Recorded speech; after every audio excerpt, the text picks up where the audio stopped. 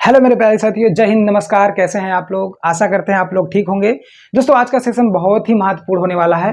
तो कल के सेशन में हमने देखा था नीति निर्देशक तत्व को हमने पूर्णतः समाप्त कर दिया था और आज से हम नए सेशन को स्टार्ट करने जा रहे हैं जिसका नाम है मूल कर्तव्य, जो कि अपने आप में डायरेक्ट क्वेश्चन है। दोस्तों, यहाँ से बार बार क्वेश्चन पूछे गए हैं, चाहे वो वनडे का एग्जाम हो, चाहे वो पीसीएस का एग्जाम हो।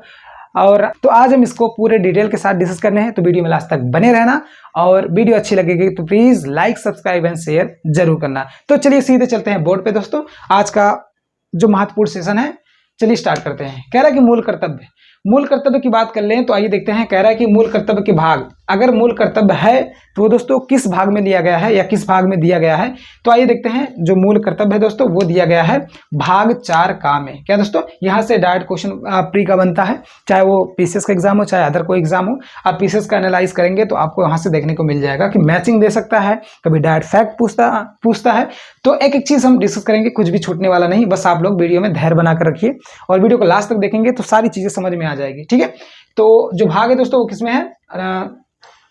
जो भाग है वो 4 का में है। ठीक है, तो 4 का में ये हो गया। उसके बाद कह रहा है संशोधन।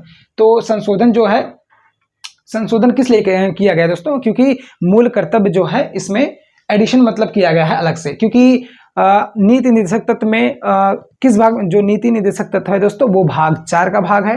ठीक है, तो उसमें अलग से एडिशन किया गया था। क्या? भाग 4 का, जिसमें जोड़ा गया था मूल कर्तव्य। जब भाई कोई चीज जोड़ी गई है तो कहीं ना कहीं उसमें संशोधन के माध्यम से जोड़ा गया होगा। जाहिर सी बात है, विदाउट संशोधन पॉसिबल ही नहीं कि कोई चीज में ऐड किया जाए।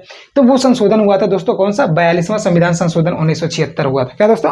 42वां संविधान संशोधन 1976 के माध्यम से क्या जोड़ा गया था? इसमें एक संशोधन किया गया था और एक एक्स्ट्रा मूल कर्तव्य जोड़ा गया था, उसको मैं आगे डिस्कस करने वाला हूं। ठीक है, तो आइए देखते हैं। अनुच्छेद किस अनुच्छेद में है? यह है अनुच्छेद 51 का में है। क्या दोस्तों?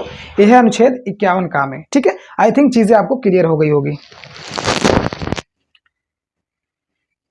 51 का में है।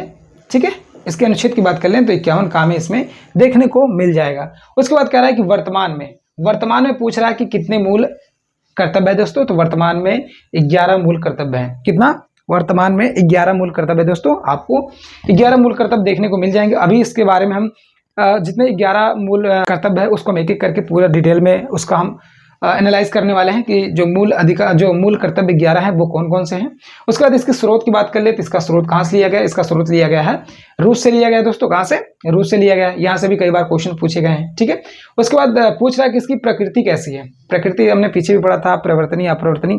तो इसमें भी पूछ रहा है कि जो इसकी प्रकृति है वो प्रवर्तनीय है या अपरिवर्तनीय है। तो जैसा कि आप देख सकते हैं, जिसकी जो प्रकृति है दोस्तों वो क्या है? वो अपरिवर्तनीय है। क्या है दोस्तों? वो अपरिवर्तनीय है। ठीक है, अगर बात कर ले कि जो इसको मूल कर्तव्य को एडिशन किया गया था, मतलब जोड़ा गया था, वो भाई किसके सिफारिश पे जोड़ा गया था? तो यहाँ से भी कई बार क्वेश्चन मैचिंग के लिए दिया था और फैक्ट बेस पे भी अलग से भी क्वेश्चन दिया था। तो इसकी सिफारिश हुई थी किसके द्वारा? स्वर्ण सिंह समिति के द्वारा। क्या दोस्तों? स्वर्ण सिंह समिति के माध्यम से सिफारिश की गई थी मूल कर्तव्य को जोड़ने के लिए। इतना तो बहुत लोगों को पता होगा, बट इसमें थोड़ा सा मैं अंदर की बात बताता हूँ। जब मूल कर्तव्य को जोड़ा गया था स्वर्ण सिंह समिति के आधार पर, तो स्वर्ण सिंह समिति ने 8 मूल कर्तव्यों की बात की थी। कितना दोस्तों? 8 मूल कर्तव्यों की बात की थी। लेकिन हमारे संविधान सभा के जो लोग थे उन्होंने 8 की जगह कितना जोड़ा था? उन्होंने 8 की जगह 10 जोड़ा था। क्या दोस्तों? उन्होंने 8 की जगह 10 जोड़ा था मूल कर्तव्य। जब मूल संविधान हमारा बनके तैयार हो रहा था तो स्वर्ण सिंह समिति के सिफारिश पे ही हुआ था, लेकिन इन्होंने 8 मूल कर्तव्य जोड़ने की बात की थी। इन्होंने 8 मूल कर्तव्य की बात की थी, लेकिन हमारे संविधान जो सभा के लोग थे, जो हमारे सदस्य थे, उन्होंने इसमें 8 की जगह 10 को जोड़ा। क्या? मूल कर्तव्य को। ठीक है, उसके बाद जब 10 तो पहले था, उसके बाद क्या हुआ? जो 11वां जोड़ा गया, जो 11वां मूल कर्तव्य जोड़ा गया था, वो कब जोड़ा गया था? वो जोड़ा गया था दोस्तों, जो 11वां था वो जोड़ा गया था 86वां संविधान संशोधन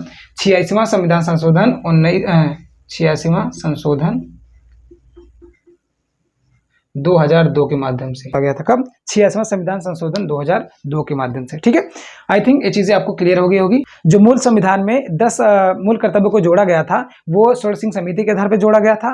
वो 42वां संविधान संशोधन 1976 के माध्यम से जोड़ा गया था। लेकिन उसमें जब एक एक्स्ट्रा और जोड़ा गया 11वां, तो वो 86वां संविधान संशोधन 2002 के माध्यम से जोड़ा गया था। आई थिंक ये चीज़ें आपको क्लियर हो गई होगी, ठीक है।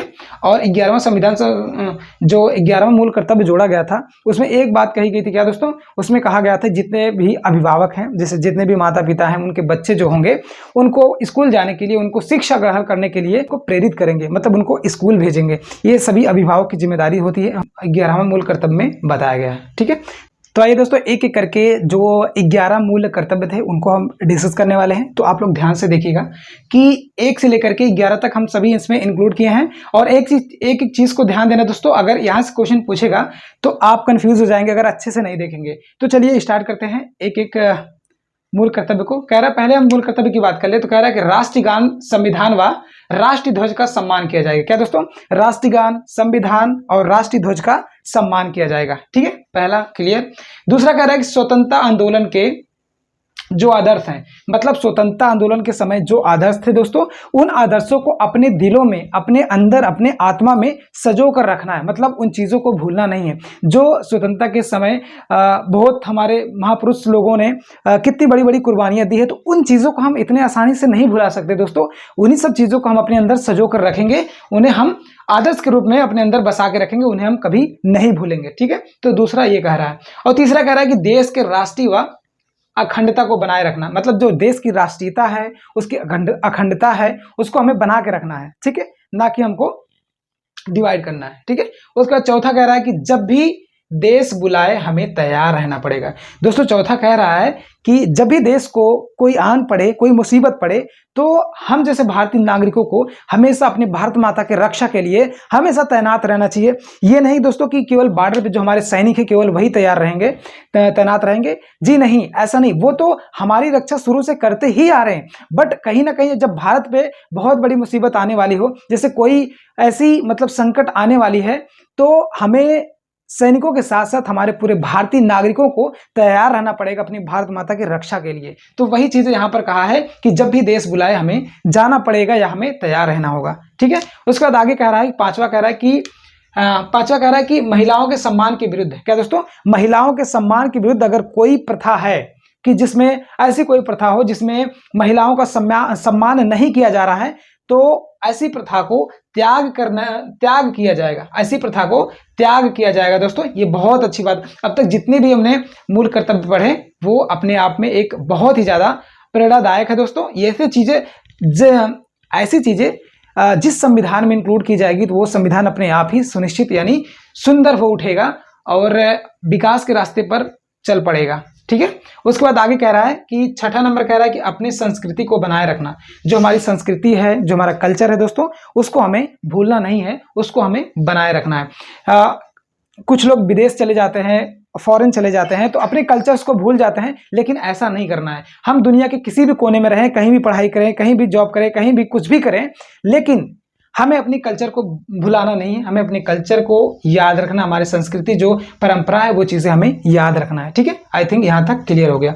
उसके बाद 7वें नंबर की बात कर ले, तो 7वां नंबर कह रहा है कि पर्यावरण का संरक्षण किया जाएगा। जो पर्यावरण दोस्तों, जो पेड़ पालव है, नदी तालाब है और स्मारक है, जो मतलब जो चीज़ पर्यावरण में आएंगे, पर्यावरण तो हमारा समझ लीजिए जीवन ही पर्यावरण है, यानी हमारा जो जीवन है वो पर्यावरण के बदौलत ही जिंदा है।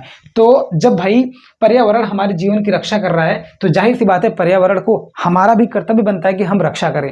तो 7वां नंबर यही है कि पर्यावरण का संरक्षण किया जाएगा। उसके बाद 8वां कह रहा है कि मानववाद को बढ़ावा दिया जाएगा। कह रहा है कि मानववाद को बढ़ावा दिया जाएगा, क्या, 8वां नंबर। उसके बाद 9 नंबर कह रहा है कि जितने भी सामूहिक संपत्ति हैं, जितने भी सामूहिक संपत्ति होंगे दोस्तों, उनको सामूहिक रूपता से क्या किया जाएगा, उनकी रक्षा भी की जाएगी, ठीक है। ये चीज क्लियर, 9 भी क्लियर हो गया। उसके बाद 10वां कह रहा है कि वैज्ञानिक मनोवृत्ति को बढ़ावा दिया जाएगा। मतलब जितने वैज्ञानिक हैं हमारे देश में, जो भी नई नई खोज, नए नए आविष्कार कर रहे हैं, उनको हमें और बढ़ावा देना है। उनके जैसे वो कोई, जैसे मान लीजिए कोई आविष्कार कर रहे हैं, कोई चीज़ की खोज कर रहे हैं, तो हमें जितना हो सके उसमें जितना हो सके उनके साथ हमें सहायता देना है। उसके बाद लास्ट में कह रहा है कि 11वां जो मूल कर्तव्य जो 86वां संविधान संशोधन 2002 के माध्यम से जोड़ा गया था, उसमें कह रहा है कि 6 से 14 वर्ष के बच्चों के लिए, क्या दोस्तों, 6 से 14 वर्ष के बच्चों के लिए शिक्षा देना या शिक्षा का माहौल बनाना प्रत्येक अभिभावक की जिम्मेदारी है। प्रत्येक अभिभावक मतलब जैसे हमारे जो घर हैं, घर के जो बच्चे हैं, तो घर के बच्चे मतलब जो माता पिता हैं और जो सदस्य हैं जो परिवार में, वो अपने बच्चों को मतलब स्टडी करवाने के लिए यानी उनको शिक्षा देने के लिए उनको प्रेरित करेंगे। ये प्रत्येक माता पिता के अभिभावक की जिम्मेदारी होगी, चाहे माता पिता कहें, चाहे दोस्तों चाहे अभिभावक कहें, ये उनकी जिम्मेदारी होगी। उनका बच्चा उन्हें अपने बच्चे को वो स्कूल भेजें, उन्हें अच्छी शिक्षा ग्रहण कराएं, क्योंकि अच्छी शिक्षा जब ग्रहण होगी तभी हमारे भारत का विकास होगा, तभी हमारे भारतीय संविधान का जो नियम है वो फॉलो होगा। ठीक है, आई थिंक जितना भी मूल कर्तव्य था 1 से लेकर 11 तक मैंने अच्छे तरीके से आपको पूरा समझाने का प्रयास किया है, वो भी सरल भाषा में। और ऐसा इसमें कोई चीज़ नहीं बता सकते दोस्तों कि जो आपको समझ में ना आया हो। इसमें बहुत ही अच्छी बातें लिखी गई है, अगर इन चीज़ों को फॉलो करेंगे तो कहीं ना कहीं हमारा भारत बहुत आगे जाएगा। ठीक है दोस्तों, तो आज हमने शुरू किया था मूल कर्तव्य, और मूल कर्तव्य को एक ही क्लास में हमने बेहतरीन तरीके से समझने की कोशिश की, और आशा करते हैं कि आपको अच्छे से समझ आया होगा। ठीक है दोस्तों, तो कल हम स्टार्ट करेंगे राष्ट्रपति। और राष्ट्रपति जैसा कि जानते हैं दोस्तों, राष्ट्रपति अपने आप में बहुत ही ज़्यादा मोस्ट इंपॉर्टेंट लेसन होता है, तो प्लीज़ उसको मिस ना करें। और कल हमारे साथ फिर से जुड़िएगा आप, और वीडियो अच्छी लगे तो प्लीज़ दोस्तों वीडियो को लाइक एंड सब्सक्राइब करके शेयर जरूर करना, और एक प्यारा सा कमेंट जरूर करना। तो कल फिर से मिलते हैं अगले सेशन में, तब तक के लिए जय हिंद, वंदे मातरम, जय हिंद क्लास।